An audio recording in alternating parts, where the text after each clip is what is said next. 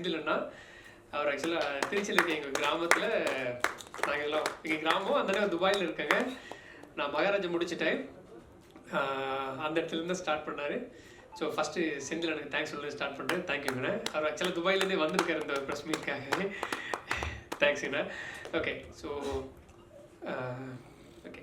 So எங்கேயும் start பண்ணலன்னா நான் okay so first of all print press website எல்லா மீடியா நண்பர்களுக்கும் நன்றி உங்கள் டைம் ஸ்பெண்ட் பண்ணி இங்கே வந்ததுக்கு. ஸோ காமு காப்பி ஸ்டார்ட் பண்ணது எங்கேருந்து அப்படின்னா, ஆக்சுவலாக இது வந்து ஒரு பிளேவாக எழுதும்போது காமு காப்பி டைட்டிலேருந்து ஆரம்பிச்சிது. ரெண்டு விஷயம் என்னென்னா, நம்ம எல்லோரும் ஸ்கூல்லேருந்து கிமு கிபி அப்படின்ட்டு நம்ம எல்லாம் கடந்து தான் வந்திருப்போம் ஸ்கூலில். ஸோ கண்டிப்பாக கேட்சியாக இருக்குன்னு சொல்லி டைட்டில் வந்து காமு காப்பின்னு சொல்லி ஒரு பேஸில் ஸ்டார்ட் பண்ணது.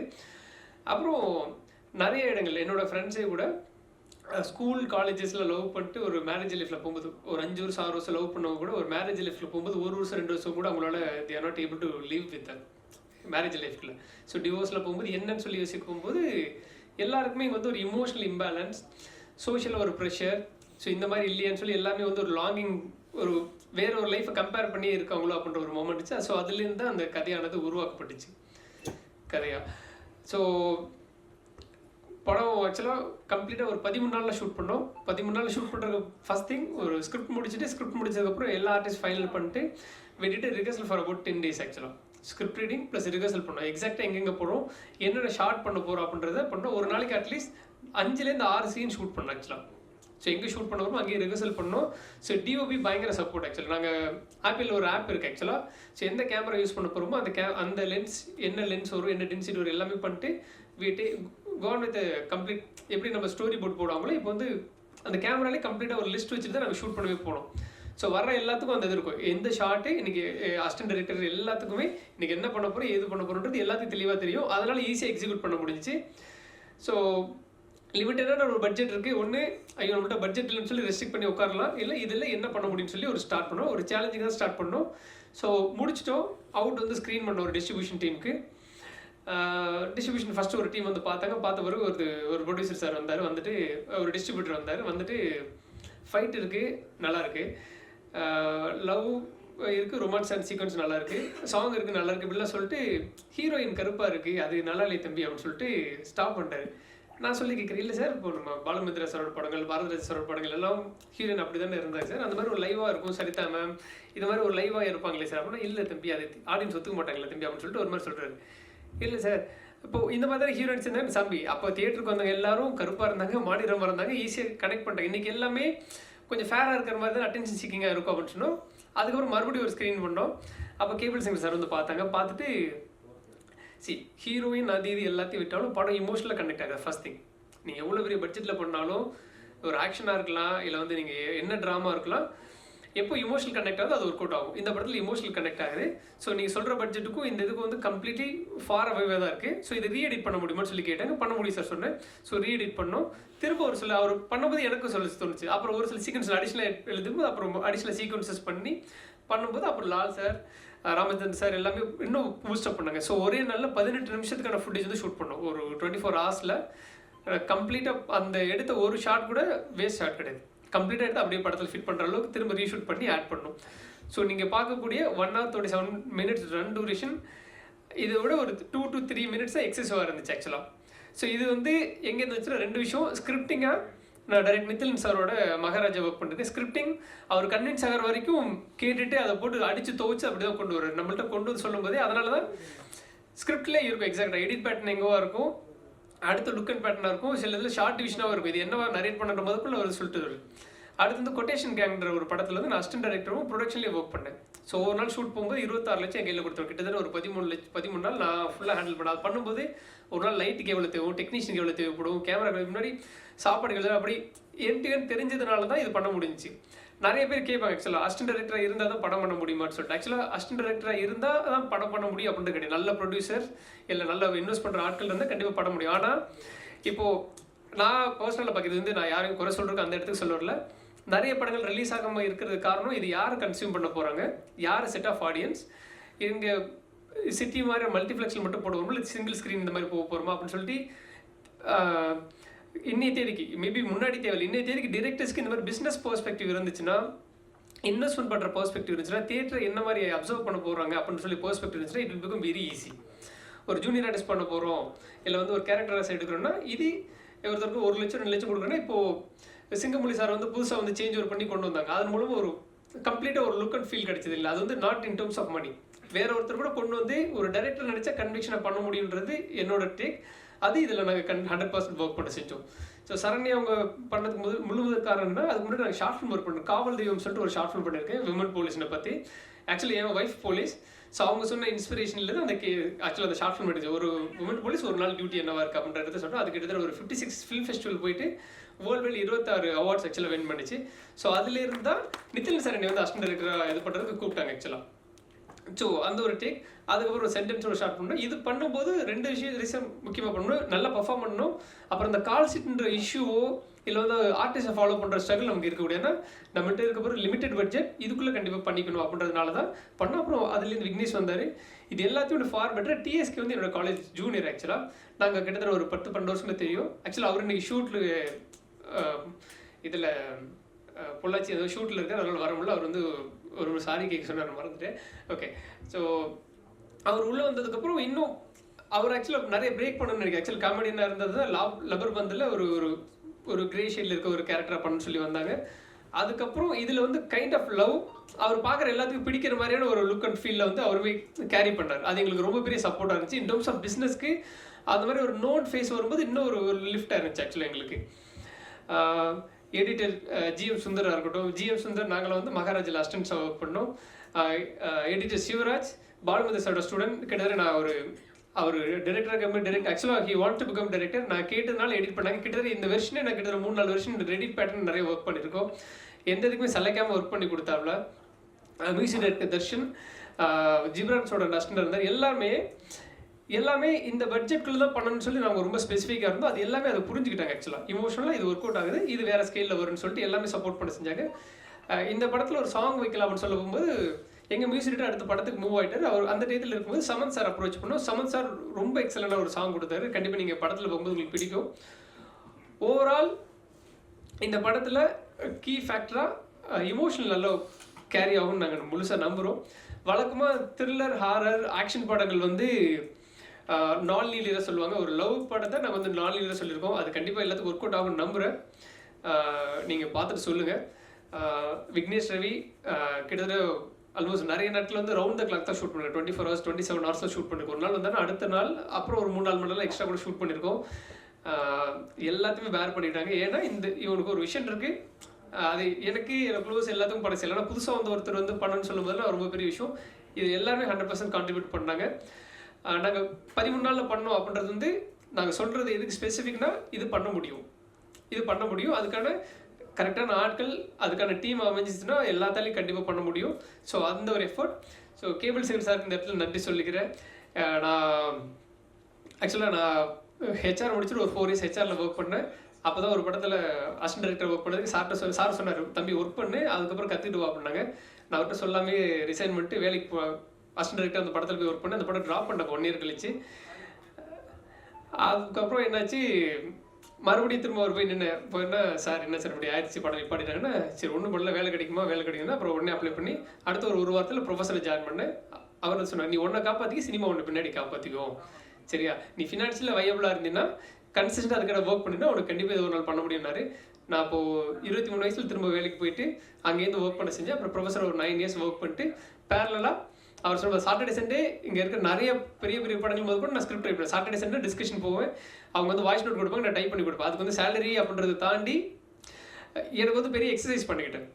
இப்போ ஒரு நிறைய செட் ஆஃப் கான்டாக்ட்ஸ் நான் அந்த மாதிரி ஒரு மாதிரி டைப் பண்ண போனதில் கோ டைரக்டர் அன்புன்னு ஒருத்தர் மீட் பண்ணுறேன். அவர் தான் கொட்டேஷன் படத்தில் ப்ரொடக்ஷன் வர்றாரு, அவர் தான் கோ டைரக்டர் இருக்கார். அவரும் என்னை கூப்பிட்டு போகிறார், நீங்கள் வந்து இங்கே ஒர்க் பண்ணி கொடுங்கன்னு சொல்லிட்டு. இது என்னென்னா ஏதோ ஒரு இடத்துல தொடர்ந்து இருக்கும்போது கன்சிஸ்டண்டாக வந்து ஒரு விஷயம் கிடைக்கும் அப்படின்றது. ஸோ அப்படி தான் இவால்வ் பண்ணி வந்தோம். இந்த இடத்துல இது ஒரு நீங்கள் கொடுத்து ரொம்ப பெரிய புஷ். இந்த சக்ஸஸ் இப்போ நான் 2022 வேலையை ப்ரொஃபஸர் ஜாபை விட்டு கம்ப்ளீட்டாக சினிமாவுக்கு வந்து 2 படம் அசிஸ்டண்டாக ஒர்க் பண்ணிட்டு வந்திருக்கேன். இந்த டயத்தில் ஃபினான்ஷியல் எனக்கு ரொம்ப பெரிய ஸ்ட்ரகிள் இருக்குது. ஆனால் இது எல்லாத்தையும் வயபிள் பண்ணி பார்த்தது என்னோட ஒய்ஃப். ஸோ இந்த இடத்துல என் ஒய்ஃப்க்கு நான் எல்லாத்துக்கும் தேங்க்ஸ் சொல்லிடுறேன் எல்லாத்துக்கு முன்னாடி. ஏன்னா எல்லாத்துக்கும் ஒரு ஸ்ட்ரகிள் இருக்கும்போது யாரோ ஒருத்தர் புஷ் பண்ணணும். ஸோ இந்த இடத்துல மாரலாக இமோஷனலாக இப்போ ரொம்ப பெரிய புஷ்ன்றது கேபிள் சங்கர் சார். நான் சில டைம் சொல்லுவேன், சார் இது உண்மையிலே ஒர்க் அவுட் ஆகும் தம்பி, இதில் இமோஷனல் ஒர்க் அவுட் ஆகிருக்கு, கண்டிப்பாக கனெக்ட் ஆகும். சின்ன சின்ன அதுக்கு குறைகள் இல்லவே இல்லையா அப்படின்னா கண்டிப்பாக இருக்குது. ஃபர்ஸ்ட் சின்னது, செகண்ட் ஹாஃப் ரொம்ப ஸ்பீடாக இருக்குது. ஸோ கண்டிப்பாக இது கனெக்ட் பண்ணிப்பாங்க. நீ இமோஷனல் ஒர்க் அவுட் பண்ணுற, நீ வந்து மற்ற மாஸ் ஹீரோக்கள் இது வந்து இமோஷனல் இந்த குரூ வச்சு இது சக்ஸஸ் பண்ணியிருக்கு அப்படின்னு சொல்லும்போது கண்டிப்பாக ஏற்றுப்பாங்க அப்படின்னு சொல்லி தான் சார் பயங்கர புஷ் பண்ணாங்க. ராமச்சந்திரன் சார் பயங்கர புஷ் பண்ணாங்க. ஸோ இது இந்த ஒரு சக்ஸஸ், அதாவது பெரிய சக்ஸஸ் சின்ன சக்ஸஸ் அப்படின்னு நாங்கள் கன்சிடர் பண்ணல. இந்த இடம் வந்து நின்னதே நாங்கள் ஆக்சுவலாக இந்த இடத்துக்கு வரலன்னா இன்னும் ஒரு ஸ்ட்ரீட்லையோ ஆக்சுவலாக செந்தில் நான் சொல்கிற மாதிரி சொன்னோம். ஆக்சுவலாக அப்போ சொன்னதை இன்னும் சொல்லிருக்கேன், என்னடா பண்ணுறேன் ப்ரொடக்ஷன் அப்ரோச் பண்ணிட்டு ஹீரோ கதை சொல்லிட்டுருக்கேன். கிட்டத்தட்ட ஆல்மோஸ்ட் ஒரு 1.5 years இன்னும் அந்த அப்ரோச் தான் இருக்கும். ஸோ பாசிட்டிவாக நடக்கும்னு நினைக்கிறேன். ஸோ இந்த ஒரு card will take us to the next level. இங்கே இருக்க எல்லாருமே ஒரு நம்பிக்கையின் அடிப்படையில் 100% உழைச்சிருக்கோம். நீங்கள் படம் பாருங்கள், உங்களுக்கு பிடிக்கும்னு நம்புகிறேன்.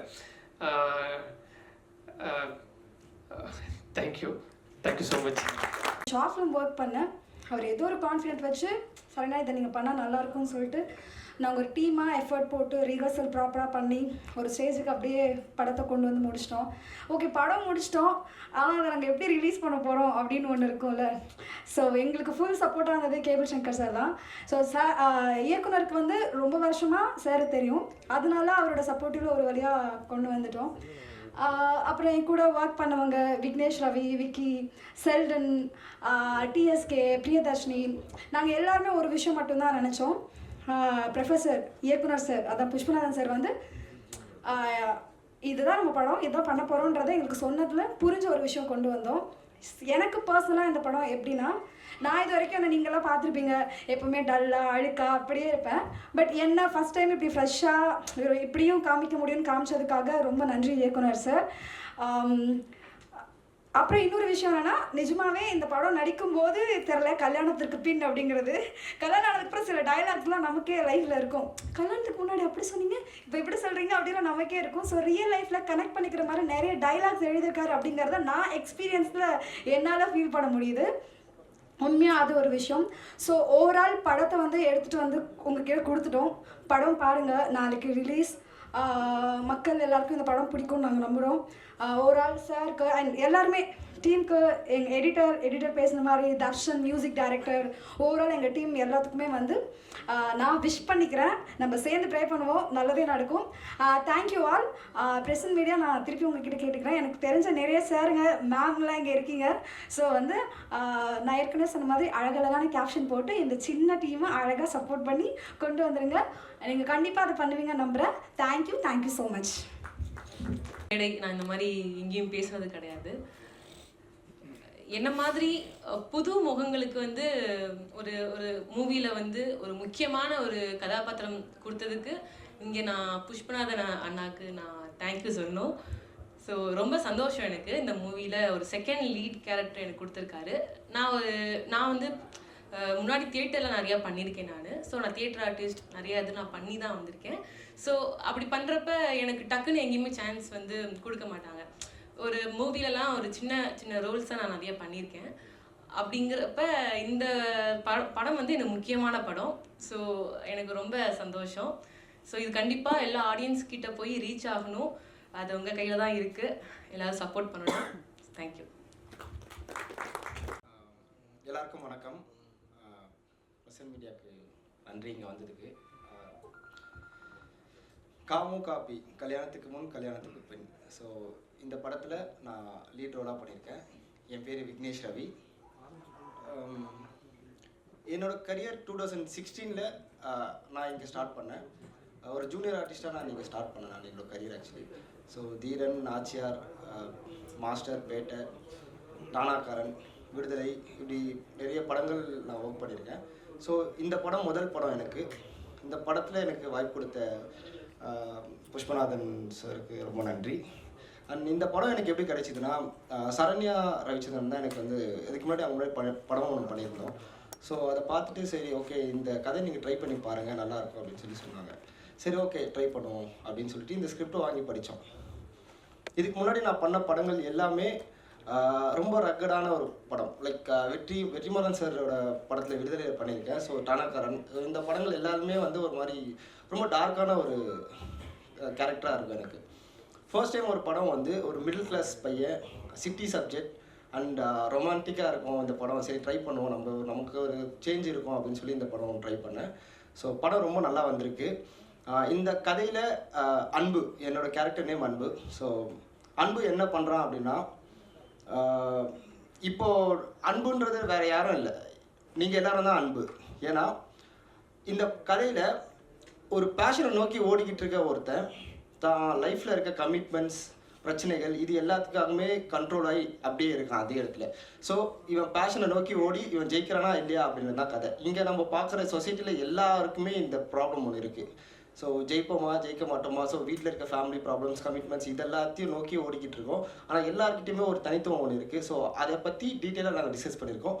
அண்ட் முக்கியமான ஒரு விஷயம், எல்லா கதையிலுமே வந்து எப்போவுமே ஒரு மேல் வச்சு தான் நம்ம கதையை மூவ் பண்ணுவோம். லைக் அவன் கஷ்டப்படுறான், அவன் ஜெயிக்கிறான், ஸோ இவ்வளோ விஷயங்கள். ஆனால் இந்த படத்தில் இன்னொரு விஷயமும் சேர்த்து நாங்கள் ஆட் ஆன் பண்ணி டீப்பாக டிஸ்கஸ் பண்ணியிருக்கோம், ஃபீமேல்ஸை பற்றியுமே. ஸோ பெண்களுமே எவ்வளோ கஷ்டப்படுறாங்க, அவங்க லைஃப்பில் கஷ்டம் நஷ்டம் எல்லாமே இதில் நாங்கள் டிஸ்கஸ் பண்ணியிருக்கோம். ஸோ இந்த படம் வந்து ஒரு புதுவிதமாக இருக்கும். அண்ட் மோரோவர் இந்த படத்தை நாங்கள் 13 நாளில் ஷூட் பண்ணோம். ஸோ அதுதான் எங்களுக்கு ரொம்பவே சேலஞ்சிங்காக இருந்தது. மல்டிபிள் ரிஹர்சல்ஸ் நாங்கள் போச்சு எங்களுக்கு ஷூட் முன்னாடி. ஸோ அதனால தான் எங்களால் இந்த படத்தை 13 நாளில் ஷூட் பண்ண முடிஞ்சுது. இந்த படத்துக்கு ஆக்சுவலி இந்த படம் வந்து இவ்வளோ தூரத்துக்கு வந்ததுக்கான முக்கியமான காரணம் 2 பேர் இருக்காங்க, கேபிள் சங்கர் சாரும் நம்ம ராமச்சந்திரன் சாரும். ஸோ ரொம்ப நன்றி சார், நீங்கள் இவ்வளோ தூரம் எடுத்துகிட்டு வந்ததுக்கு. இந்த படத்தை சிங்கிள் ஹேண்டடாக ஒருத்தர் எடுத்துகிட்டு வந்து இவ்வளோ தூரத்துக்கு சேர்த்துருக்காரு அப்படின்னா அது புஷ்பநாதன் ஆர்வகம் தான், டைரக்டர் தான். கோ ஆர்டிஸ்ட் சரண்யா பற்றி பேசினோன்னா ரொம்ப வருஷமாக எல்லாருமே நம்ம அவங்கள பார்த்துட்ருக்கோம். எல்லா கதையிலையுமே பார்த்தீங்கன்னா அவங்க ஒரு மாதிரி கிரேவாக இருப்போம், இல்லை ஒரு அழகிற மாதிரி அந்த மாதிரி தான் கொடுத்துட்ருப்போம். ஆனால் இந்த படத்தில் நீங்கள் கம்ப்ளீட்டாக அவங்கள வேறு மாதிரி நீங்கள் பார்ப்பீங்க. டிஎஸ்கேவும் கூட, டிஎஸ்கேவே ஒரு கிரே ஷேடில் பார்த்துட்டு இருக்க ஒரு பர்சன் இந்த படத்தில் ரொம்ப கலர்ஃபுல்லாக நீங்கள் பார்க்க போகிறீங்க. ஸோ இந்த படத்தை கண்டிப்பாக தியேட்டரில் எல்லாருமே பாருங்கள். இந்த படம் ரொம்ப ஈஸியாக எல்லாருமே கனெக்ட் பண்ணக்கூடிய ஒரு படம். ஸோ அதனால் இது கண்டிப்பாக நீங்கள் பார்த்தீங்கன்னா உங்களுக்கு நீங்கள் இதுக்கு முன்னாடி உங்கள் லைஃப்பில் யார்கிட்டையும் சண்டை போட்டிருக்கலாம், இல்லை லவ் ஃபெயிலியர்ஸ், இல்லை நிறைய பிரச்சனைகள் ஒருத்தங்கிட்ட மனஸ்தாபம் இருக்கலாம். ஆனால் இந்த படம் பார்த்துட்டு வந்தீங்கன்னா இந்த படம் வந்து நீங்கள் அவங்கக்கிட்ட நீங்கள் திரும்ப பேசணும்னு உங்களுக்கு தோணும், மன்னிப்பு கேட்கணும்னு தோணும். ஸோ அந்த மாதிரியான ஒரு படம் தான் நாங்கள் கொடுத்துருக்கோம். ஸோ கண்டிப்பாக ஏப்ரல் 4 இந்த படத்தை நீங்கள் தேட்டர்லேருந்து பாருங்கள். ஒர்க் பண்ண எல்லாருக்குமே ரொம்ப நன்றி. So DOP GM Sundar, music Darshan, editor, அப்புறம் ஷெல்டன், எல்லாருக்குமே, எல்லா டெக்னீஷியன்ஸுக்குமே எனக்கு இது ஒரு யங் டீமாக நாங்கள் இருந்து இங்கே பண்ணியிருக்கோம். ஸோ எங்களுக்கு கண்டிப்பாக சப்போர்ட் பண்ணுங்கள். ஸோ இதுக்கப்புறமும் பெரிய பெரிய படங்கள் நாங்கள் பண்ணுவோம். ஸோ நீங்கள் தான் எல்லாத்துக்குமே சப்போர்ட் பண்ணுவோம். Present media, thank you.